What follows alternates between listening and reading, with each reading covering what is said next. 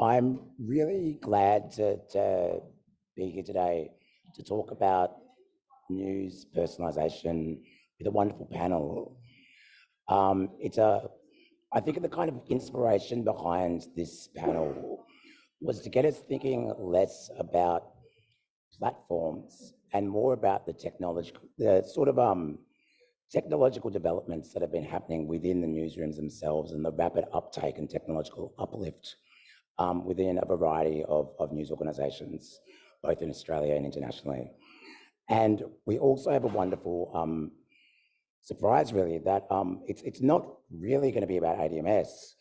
It's going to be about some wonderful research from the University of Canberra, who run the annual digital news report, which is a fabulous resource for Australian researchers and industry.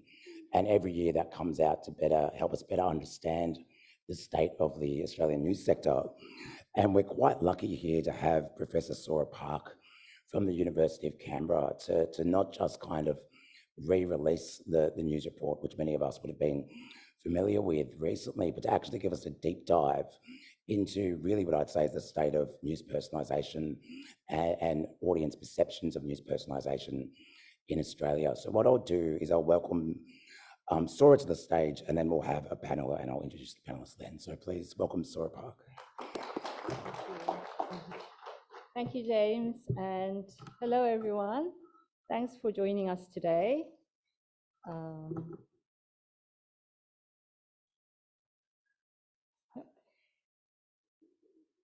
Hi, my name is Sora Park, and I'll be presenting a few data points from the digital news report this year's digital news report, mainly related to news personalisation, to provide some context for a discussion afterwards with experts from the field and audience Q&A. The data I will present is from an annual global study of 46 countries with more than 90,000 people. And the survey was conducted in January and February this year.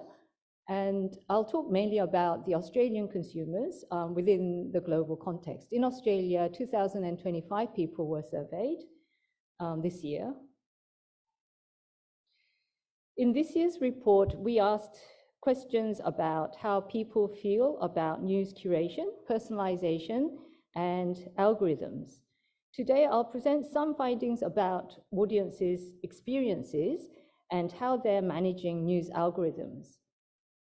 But before we examine audiences' experiences of algorithms, I would like to give you a brief overview of the current state of news environment and trends in news consumption generally to set the scene and its relation to news attitudes and behaviors. As you can see, interest in news continues to fall, and this year only 53% of Australians say they're interested in news. This is a fall of 11 percentage points in the past 7 years, so it is consistently declining. News access on traditional news mediums, TV, print, radio, are also consistently falling, as everyone probably knows. But more importantly, online and social media don't appear to be picking up those audiences. In the meantime, Australians continue to gravitate towards new technology like smart TVs, voice-activated speakers, or wearable devices. According to a recent ACMA study, about 73% of Australian households now have a smart TV. Due to this high penetration, about 1 in 3 Australians now use it to get news. The use of wearable devices and voice-activated speakers for news consumption has also increased by 3 percentage points respectively since last year, which is a big jump considering the low penetration to begin with. The use of social media platforms for general use is growing, and there are more platforms people use, but the number of people accessing social media platforms for news is not really growing much, but it's certainly becoming more and more diversified. And The largest growth this year occurred among YouTube and WhatsApp news users. Almost 1 in 10 Australians now use TikTok to get news, catching up with the global average. And among younger generations, particularly Gen Z, those under the age of 25 and younger, 1 in 4 are accessing news on Instagram and 1 in 5 on TikTok. As you can see, Facebook is becoming less and less important as a source of news. This decline is partly driven by Facebook pulling away from news, but also because video-based platforms like TikTok and Instagram are increasingly capturing news audiences. In Australia, concern about misinformation has jumped to 69% this year, which is a 5 percentage point jump from last year. And this is bucking the global trend. In other countries, most countries, the concern about misinformation is gradually going down post-COVID, and it's only 54%. So you see a huge gap between Australians' concern and the global average. And this might reflect the news topics that dominated last year, like war and election. But Australia was quite unique in the sense that we're very worried about misinformation. So one of the challenges news organizations face is related to the volume of information online that they have to compete with. And audiences are often left to their own devices to find, filter, and consume relevant information, and people are overwhelmed. This leads to news avoidance, news fatigue, and disengagement with news. The number of people avoiding news is increasing in Australia. 2 out of 3 people avoid the news now, which is an increase of 12 percentage points since 2017. So people are increasingly turning away from news. And this year we didn't ask this question, but last year one of the questions was, what are the reasons for avoiding news? And people avoid news because there is too much about politics and coronavirus, and that's in the context of last year, and because they are worn out by the amount of news, reflecting the overload of information among audiences. People who distrust news are more likely to avoid it as well, 76%, compared to 64% of those who trust news. And more than 1/3 of those who say they trust news say they never avoid news as well, indicating a clear relationship between trust and news avoidance.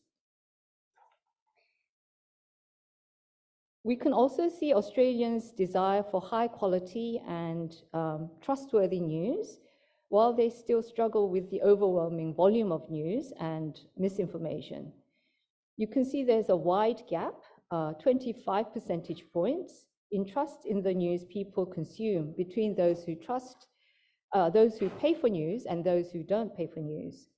The gap has grown 10 percentage points since 2019. This suggests that people are increasingly prepared for news that they trust, also implying that people are wary and distrusting of the overall news environment.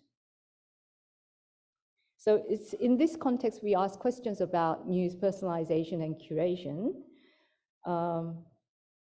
So this year, so we asked the question, news website, apps, and social media make decisions about content to show users. And we asked respondents how they feel about these decisions, whether it's made by algorithms or by journalists. We found that Australians are generally skeptical of news curation online. Only 35% say having stories automatically selected for them on the basis of what they consumed in the past is a good way to get news. But they are even less sure about editors and journalists selecting news for them. Only 20% say it's a good way to get news.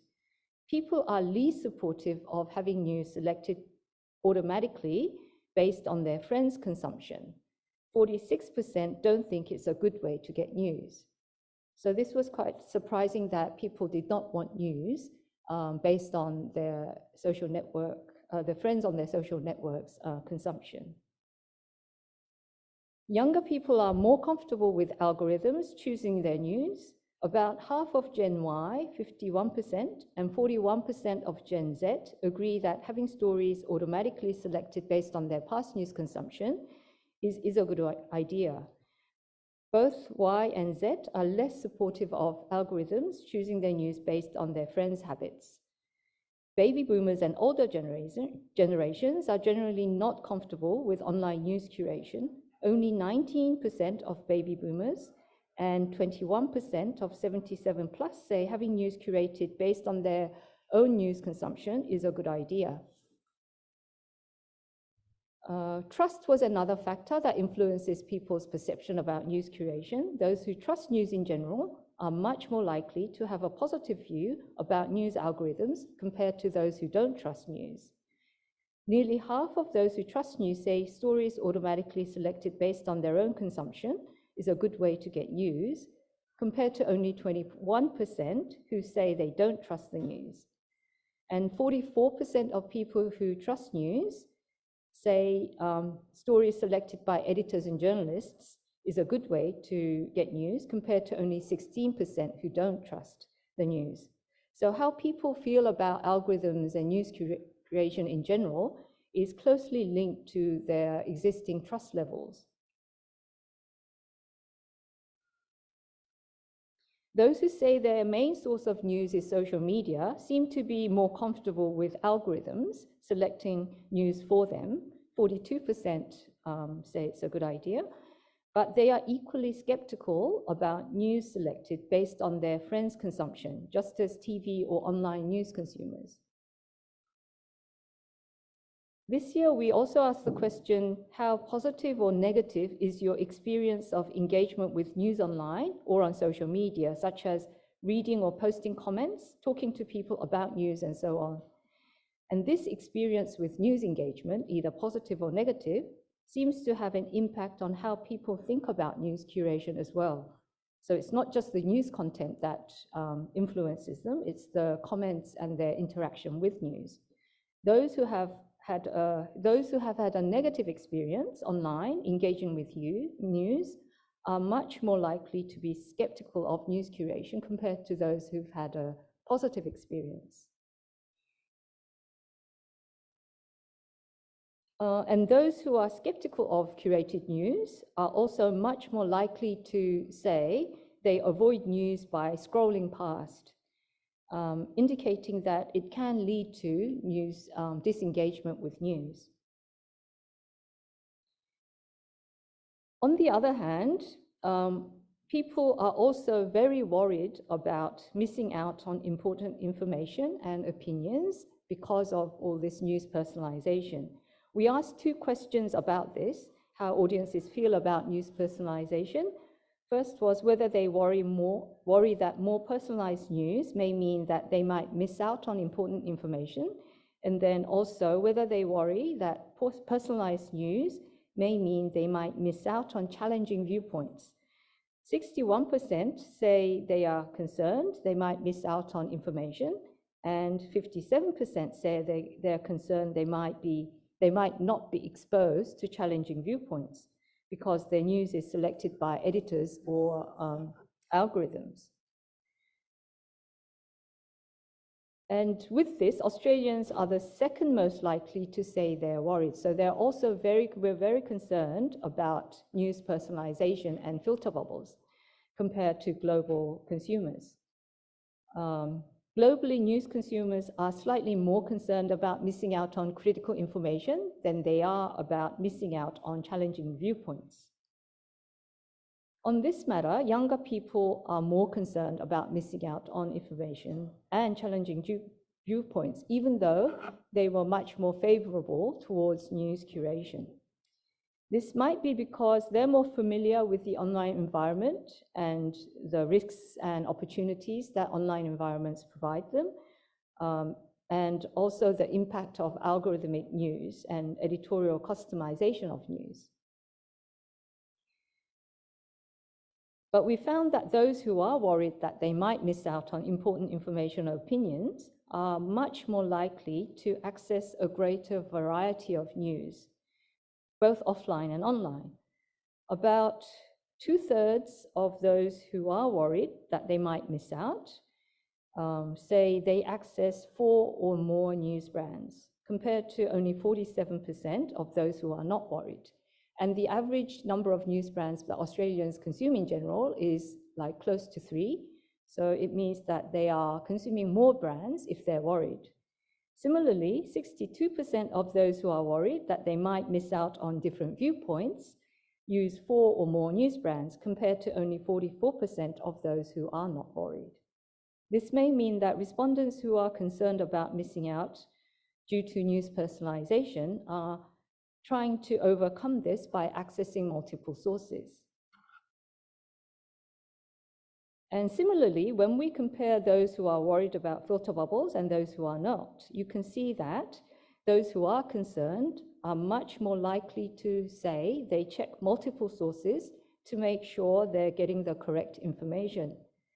So this may mean that there is a higher engagement and higher media literacy among those who are concerned about personalization.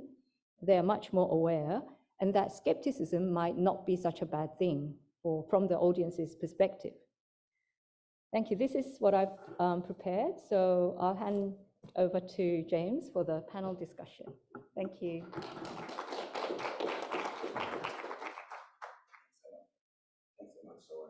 If I could invite our panelists to the front of the stage, and I'll introduce everybody in turn. I'm tempted to do a kind of game show introduction, but I'll just wait for everybody to sit down. So we're lucky enough to have of us a wealth of expertise on the panel today. So from my left, we have Dave Earley, who is audience editor at Guardian Australia and has generously given up his time to share his insights. We have, again, Professor Sora Park from the News and Media Research Centre, University of Canberra. We have Professor Lisa Waller, who is Professor of Digital Communication in the School of Media and Communication at RMIT University. And last but not least, we have Professor Terry Flew, who's Professor of Digital Communication and Culture in the Faculty of Arts and Social Sciences here at the University of Sydney, and is also a recent Australian Laureate Fellow. So since we started with you, Sora, you know, for this panel, we might start with you for the questions as well. I guess thinking about news personalisation in particular, what, you know, there were a lot of results there. What do you think was really like the, what surprised you the most, or what was the key takeaway you think from all those questions? There was trust, there was news avoidance, there was, you know, a kind of demographic split between audiences. Obviously it's all important, but was there anything in particular that stood out to you? Yeah, so perhaps not too surprising, but over the years, perhaps the key takeaway from this year's and previous year's report is the increasing divide among generations.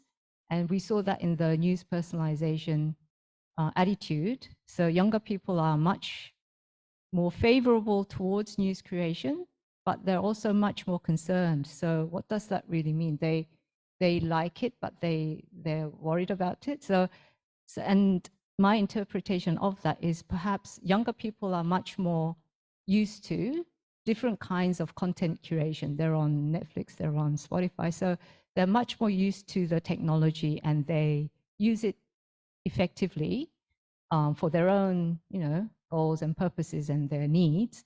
But when it comes to news, perhaps news media, traditional news media, might not be giving them what they really want and need. And that's the gap, that news personalization isn't quite delivering relevant news that they want. So that's the gap. I think I would like to interpret that.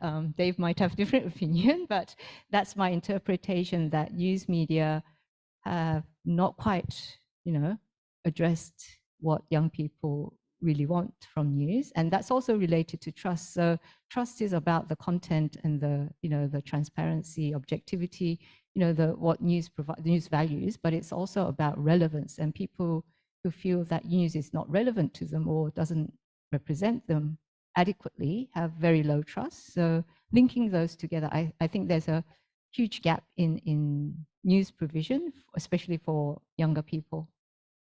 Well, did any of the other panel members have a thought about that, those questions around relevance and trust more generally, or, you know, speaking to particular audiences?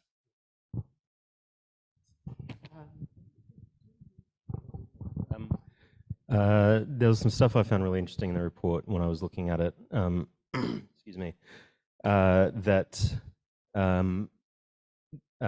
Where Sora went through some of it there about trust or preferring news from either an algorithm, or nobody wants to get news from what their friends like. And so whether you prefer getting your news curated and delivered to you by algorithm or by curation of journalists and editors. And what I found interesting was looking back at previous year's reports so I think the question was first asked in the first 2016 report through to now, that while it looks like in a single year snapshot that people prefer algorithms over journalists, that's actually, gap has closed over time. So people preferring curation by journalists and editors has been rising over the years, and preference for algorithm, even though it's still, according to the survey, currently still higher than journalists and editors, has been diminishing over the years. So there's actually a move towards a preference for curation, manual by journalists and editors over algorithm. And I think that's down to things like higher awareness of, more public awareness of the dangers of an algorithm, seen through things like Cambridge Analytica, the 2016 US election, Russian interference, things like that, that have become big cultural moments and conversations throughout the public, where it has never been that way before. The people hasn't been as interested or understanding of what is happening with the algorithm, but now that they are, they're more discerning, I think. Well, I think it's also the case there. I'm interested in how the word curation is being used here, because in some respects, news is always curated. In the same way as very little of what we actually eat, we go out and pick off the tree. News has always been a process of production, and I think the awareness that getting behind the veil that algorithms are an exercise in curation, no less than editorial decision making. I think that's one thing that struck me from the studies, that younger people are more prepared to pay for news. I think that's an interesting point, because it's definitely counterintuitive to some of the dominant narratives. So I think, in terms picking up on the findings here and some of the work I've been involved with others, brands matter. That's something that's a finding that when we talk about news, we talk about news and media as these generic entities, but in fact we invariably consume news through certain brands, and those brands have identities and they inform the culture. So, for instance, having done an interview in London with the Guardian editors, the Guardian is a values-based brand, and that's very important to how it positions itself in not a post-advertising environment, but one where the dual product nature of news, where the market for advertising could operate, relatively autonomously from the news production process itself, is definitely challenged, and where increasingly there's a reliance on some or other form of direct payment from consumers. Those questions around brands and brand trust have become increasingly important. I just wanted to bring in Lisa here, if possible. I'm thinking about, obviously the panel is about news personalisation, but I think it kind of speaks to a fear, whether realised or otherwise, of technological uplift across the news sector and what that means for society more broadly. I think we can often fall into the habit, even in symposiums like this, of presuming a kind of similar news environment where everybody's rushing to get the latest technology and ChatGPT. But I wondered if you could talk a bit about the local and regional picture around this environment and how the extent to which these sort of technological changes are kind of bearing down on those smaller operators or operators in particular towns and so forth. Sure, thanks, James, and thanks to Sora for a really interesting presentation. I guess just as a kind of basic observation, at the local and regional level, news has always been kind of personalised. In really small places, people don't just consume the news, they are the news. And I would imagine that even in a place, I live in Ballarat, you know, I'm not particularly interested in sport, but the son of my neighbour next door is a really good football player and is often in the paper. And it would be wrong of me not to look at the sports pages. So if my local news was really personalised, I might miss out on that really important sport page. And I think that people that live in triple R communities, you know, regional, rural and remote, when it comes to news, are very aware of that. I just thank James too for pointing out, and Sora's done it today, and it's been so great to see. But a lot of the research about news personalisation does tend to be at the kind of national level. We don't kind of differentiate between different types of media. And I guess it's still a fairly new area for research, and so we're not seeing very much yet on, say, public service media in Australia and how these questions are playing out there, or for regional and remote. I think we all know about the challenges that smaller media players face in terms of, I don't know, like just trying to crunch lots of data and put things out to people. You know, maybe they don't have such a big user base or such vast news resources. So that's a big point. And I guess I just finish up by saying that for me, thinking about what local and regional news is really all about, which is community building and civicness, and we've got lots of research going on around the importance of that, and also government policy. What are the tensions between those concerns and that work that they're doing, and things like optimising news for particular audiences or personalisation? You know, that's a big tension. Thanks, Lisa. Those are really critical points. I will also note that the Slido is open and we're a pretty flexible panel, so do feel free to ask questions and we can weave those into the conversation as well. I just wanted to come back to Dave, and feel free to completely ignore my question because we've been workshopping this Ask me the question, James. furiously for the last day. But I guess to kind of think about this, we've got this survey which talks about news curation. We know in Europe, for example, that a number of news outlets like Aftenbladet, I think a Danish paper, are quite heavily automated in some respects. But you know, whether speaking from your experience or even just broadly your knowledge of the industry, to what extent is this technological uplift within newsrooms kind of a coming trend, or, you know, has it been kind of overblown to some extent? So I think it's become a discussion recently in regards to AI specifically. So, you know, ChatGPT and AI written articles in various news outlets. But as in terms of actual news personalization, yes, when we were looking at this, and I was asked to look at, you know, there were examples, and there's not really any good examples that anyone is doing. Recent examples include like show the user their name, and that's news personalization because you're telling them, you know, who they are. That's not new, and that's been around for 15 years. Like it's pretty dire. But so personalization in news products can be good for the user, and we are doing a little bit of it at The Guardian in terms of like in our app, we have a discover section, and, you know, there's work in the background to try and make that better for people, but it's not, you know, essential part of what we do. And, you know, and most of that sort of thing is mundane, and it's partly because people think it's maybe not cool for news organizations to curate their content for people anymore.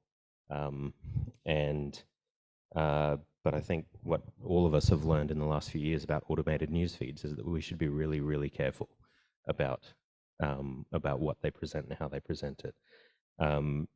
And so it's actually, become even more important as time passes that we should focus on the manual curation of content and the importance of manual curation of content in newsrooms.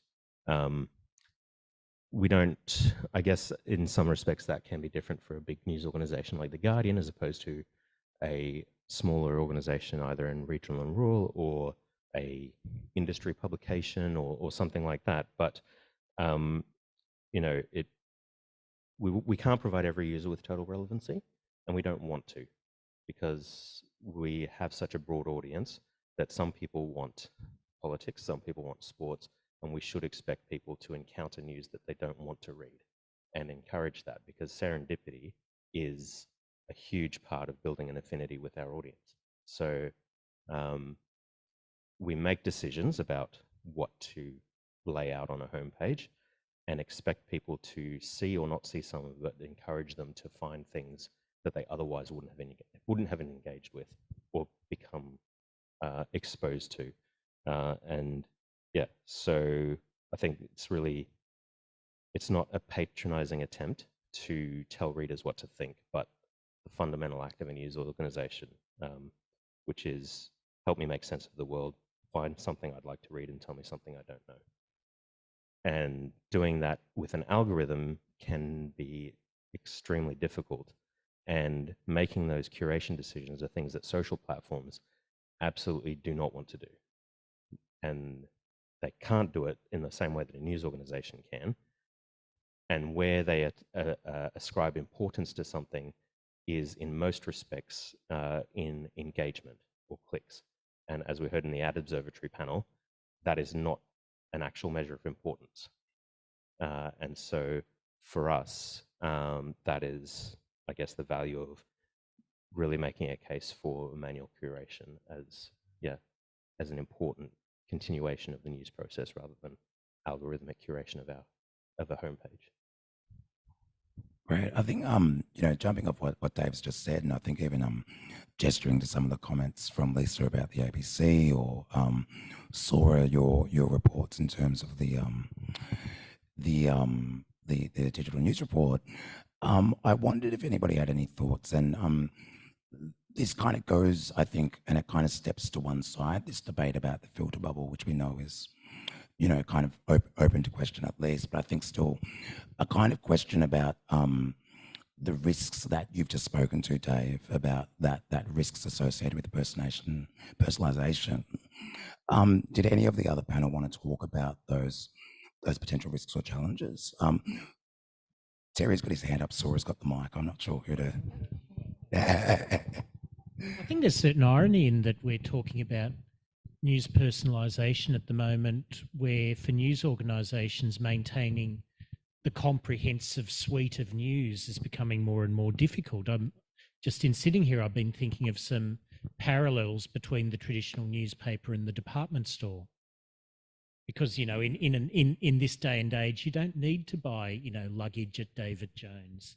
You have myriad options for everything that is in the general department store. So, so general department stores around the world face this challenge of, well, what stays in the shop and what do we cease to offer? And there are similar issues in news organisations in a changing financial environment.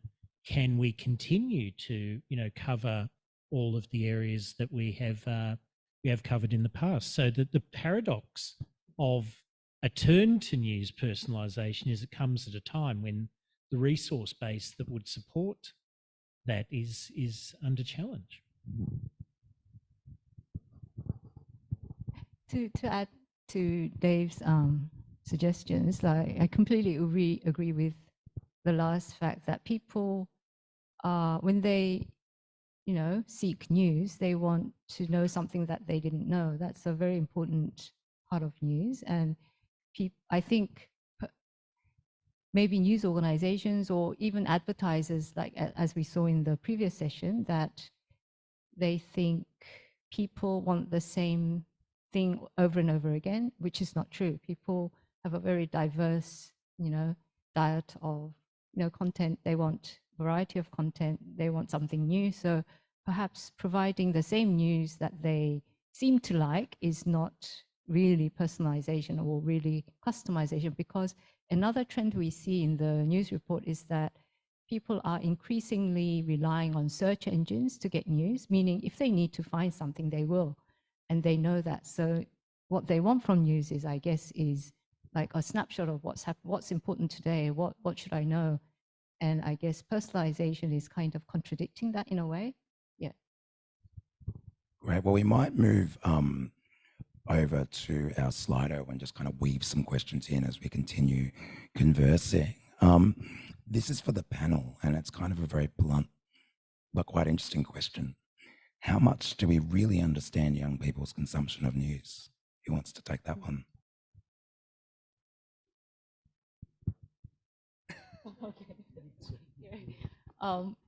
Very little, I'd say. Very little, because including the digital news report, most studies focus on studying mainstream news audiences, which is quite understandable.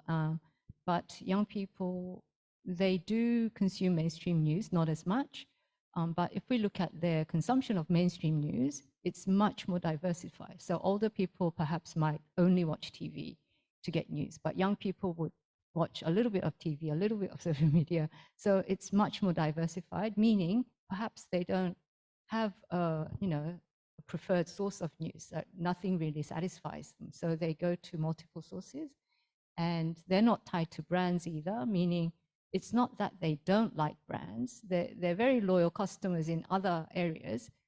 It's just that they don't have brands among news brands that they can attach themselves to. So they shop around. So I think that's the state. And Terry mentioned that young people pay for news more. They do. Gen Y pay for news a lot more than any other generation. Gen Z also is catching up because they're getting older. So they have a habit of subscribing and paying for news. But if you look at what they pay for, they're much less likely to pay for an ongoing news subscription. They do one-off payments, they do donations. So meaning that perhaps the existing mainstream brands are not giving them what they want, but they are shopping around. And when they find it, like an influencer or a blogger or a Substack newsletter that they like, they are willing to pay. So yeah, so the answer is we don't know much about them yet. Yeah, I couldn't let this question pass without speaking to the audience editor. Yeah. So yeah, I suppose in the past there hasn't been a lot of data, so we don't collect. If we had the same data that Google or Facebook had, then we would have everything about ages and all that sort of stuff. Some of the things we have to go off is industry data, like Ipsos now, but even that is sometimes not enough of a sample base to give us an actual statistically relevant look at changes like growth in readership in young people. So from an audience perspective, it goes to diversity in the newsroom as well, in terms of providing or covering news that different audiences are interested in. So, and also platforming voices that are relevant to people. People see themselves in the news, they feel more connected to it. And I guess one of the things we've done for the last 2 or 3 years now on TikTok, at least, is, and it's what I see as a gateway, I guess. We know that we're not bringing audiences to our platform. They're not coming to us from TikTok to visit the Guardian website, but we've built an audience there on a particular person who fronts that as a presenter that people engage with and love and recognize. And so there's a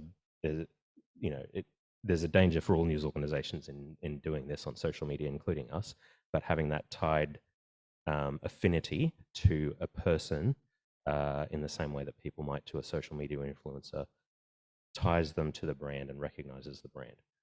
And it's the over time affinity with the brand and recognition of the brand that I see as when big things happen and they're actually looking for news. So there's an intentionality of, I've heard there's something happening that I want to know about. Now I'm going to search for it. I remember The Guardian. I trust The Guardian. And there's different ways that different news organizations do that on TikTok or Instagram or anywhere else, any other platform. But, we've made a point of giving dense, news-heavy information in a engaging way on TikTok and building an audience there as a future, as a future growth thing. As they grow up, they're going to start using more traditional media entry avenues and become paying subscribers, things like that. Fantastic. I'll come back to Lisa. I am just interested in, even in that, what Dave was just saying there, a lot of this, Terry said brands matter. We saw trust come up a lot in Sora's results. To what extent is, the Triple R media kind of one step ahead? I mean, I presume there must be is there a lot of trust in those brands locally? Are we dealing actually, obviously we've got these quite rich representative remarks from the digital news report, but, thinking about that more regional picture, do you think we're seeing similar challenges that we're kind of experiencing broadly in terms of trust, or is that kind of shaped a bit differently? It's a good question. I think maybe it's shaped a little bit differently. I take Terry's point about the department store and the era that we're living in, and maybe it's because I come at things quite often from a regional news kind of perspective. For people living in the regions, there is a plethora of news out there. For me, I don't know, go to a news aggregator or even to one of our, or to the ABC website, and there's just so much news, and I can step through to all of these other worlds. But in regional Australia, if I want news that's close to home, I have much less choice. That's where the choice is really small, and I think the research points to it becoming smaller. So we are starting to get news deserts in Australia where people maybe are just relying on a Facebook page that's put together by community members to get their local news. And so in a sense, you don't have maybe quite such the luxury to be able to choose to trust or not to trust. It's just kind of, this is the information that's available. And even, I live in Victoria's third largest regional city, and just if I just want headlines, I've kind of got three choices. I've got local ABC, that's pretty good. I've got my local daily newspaper, and I've got a commercial radio station that basically does rip and read of the newspaper.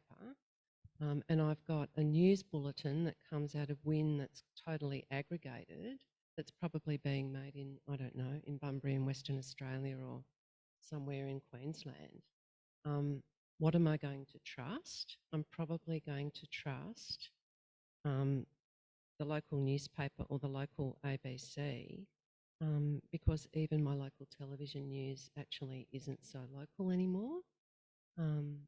I don't actually have a great amount of choice. So, yeah, I've got to kind of trust it, I think, in a way. Even if I don't think it's great, it's what I've got. So I've been avoiding some of the Slido questions because they're very results-based, but if you don't mind, Sora, I might just fire a few at you if that's okay. There was one really good question, I think, from Agata. How is automated personalisation differentiated for the survey? So does it differentiate news site curation from aggregators, search and social platforms? No, we didn't actually differentiate that. We just asked broadly, news websites and social media and other platforms can, create news. Do you think it's a good idea to get news that way? So it's all, it's all the one thing. And this is quite a broad one, and we'll kind of see how we go with this one. But I suspect it's directed at you, Sora, but anybody's free to kind of take it. I guess it's that classic question about changes in readership and engagement with news based on political persuasion, so left, centre, right.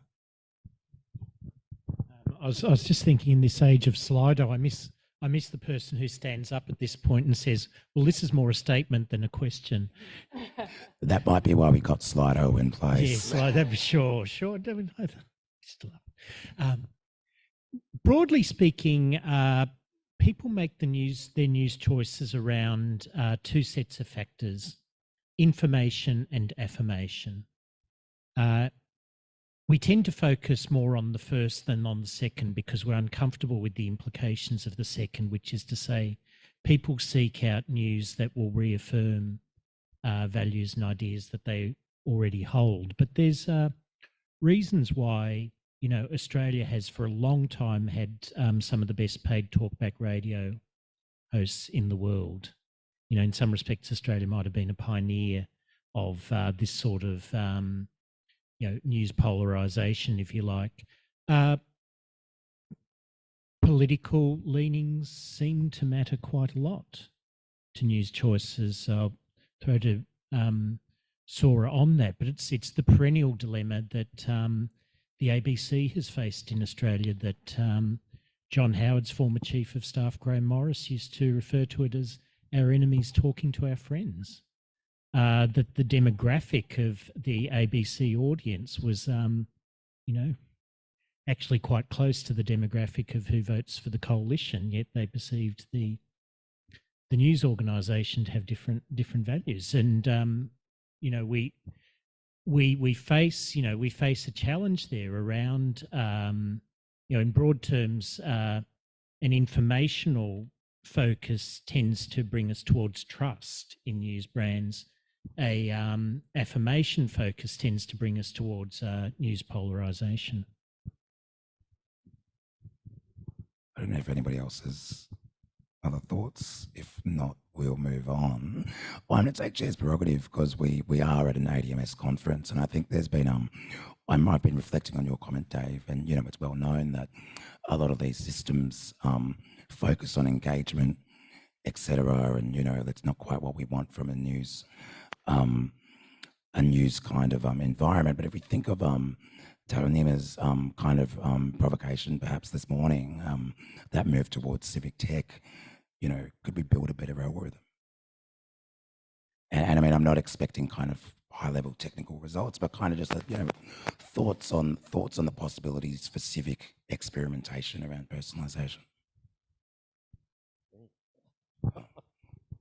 I don't know if I've got an answer to that. That's fine. That's fine. Does anyone else want to get in while I think about it? No, I don't think I do. No, that's cool. I just thought I'd work the keynote in, but I can just work that back out again too. Then maybe just speaking a bit more broadly,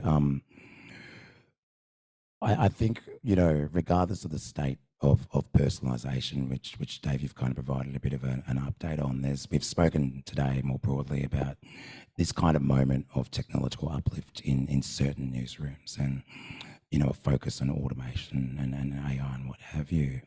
I'm interested in the recent battle in Australia with respect to the relationship between news media and digital platforms. You know, in one sense, does the potential for greater technical capacity within newsrooms change that relationship in any way?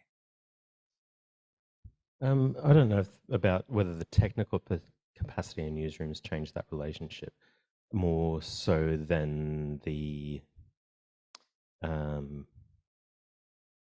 I guess, for big organizations. I don't know if you call it clout, but the ability to have those conversations with the platforms directly and make representations about what is important to news, and like, whatever your thoughts on the news media bargaining code and how that's, you know, worked out in relation to benefiting big publishers over smaller or regional publishers or diverse publishers. And I think that Google specifically has had a place in not only sending huge amounts of traffic to some websites, and search being such a high value audience acquisition platform, but they've also tried to help train smaller, less technologically capable newsrooms to increase their technological capabilities, sometimes on the back of Google products. But the Google News Initiative has done a lot of work to help smaller newsrooms and regional newsrooms who don't have sort of like the technological capabilities that someone like the ABC or the Guardian has globally. And while we don't necessarily hear the Guardian have that clout with the platforms, we definitely do globally, and they have those conversations outside of Australia. Other than that, I don't know. Yeah, the only thing I'd add to that is that it's ever more important for smaller news organisations to really maximise their digital and social media presence. And so I think there probably are some like further opportunities there. Like it's not like where we're at the moment is not the end of that, you know. So that investment and that work has to keep going. It's really important. Yeah, and resourcing in that is particularly difficult when the technological understanding and resources needed to implement a subscriber platform is not an easy process. And if you've got a 4-person newsroom and one IT guy who's not really about that, he's just keeping the website running, then that's really difficult to make happen. And not just that, then there's all other sorts of potential improvements in the technological capabilities that just can't be done without the amount of resources that other newsrooms have. And that is a problem for smaller niche publications and rural specifically, I think. Fantastic. Well, on that note, with some challenges for the future, we might take this opportunity to have a quick breather before the next plenary session. And please join me in thanking our wonderful panelists.